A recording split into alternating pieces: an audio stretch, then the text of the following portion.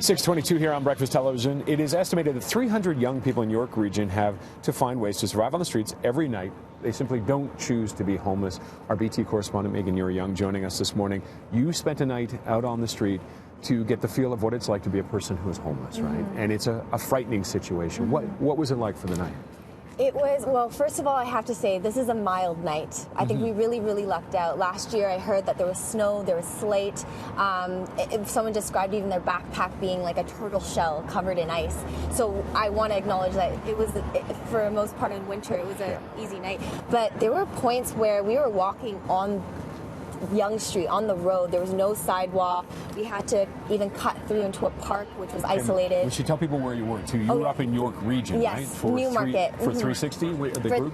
360 Kids, this incredible organization that has this really crucial hub right in Richmond Hill that provides youth with not only beds and food, but also preventative measures to homelessness. So education, counseling, even a recording studio. And this is their chance to show people what it's like to experience being homeless. Yes. And did you get any sleep? You had your dog as well, which changes the whole dynamics as well, because there are people who are homeless who have pets. And we say, why do they have them on the street? But they may have ended up on the street. They don't want to give up one of the few things they have they love, right? Well, someone even said, like, their animal, their dog, it's usually the only constant that someone might have when they're on the street, but yet there are so many barriers, a lot of shelters that don't accept pets.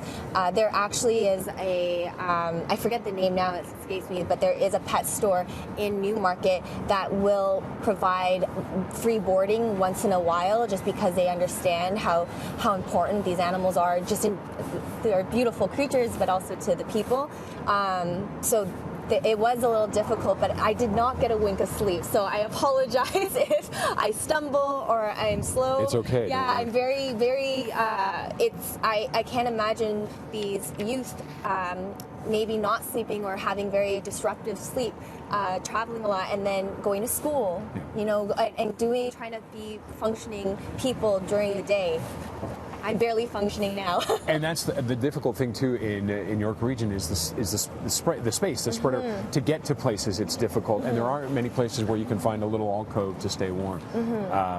What was it like trying to get around there in the middle of the night, or find a place to even get out of the cold? So we were actually given these envelopes with scenarios to help us simulate like a very realistic situation. So the scenario we were given where we were two young parents addicted to substance and had a 2-month-old daughter, so we were told to seek out a family shelter.